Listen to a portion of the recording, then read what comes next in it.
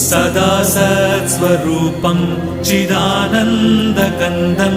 जगत्सम्भवस्थानसंहारहेतुं स्वभक्तेच्छया मानुषं दर्शयन्तं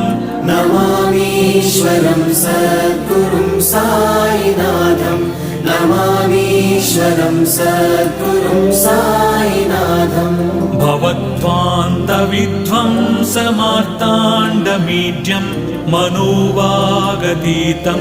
मुनिर्ध्यानगम्यं जगद्व्यापकं निर्मलं निर्गुणं त्वां नमामीश्वरं सद्गुरुं साईनाथं नमामीश्वरं सद्गुरुं साईनाथम् भवाम्बोधिमग्नार्दितानां जनानां स्वपादाश्रितानां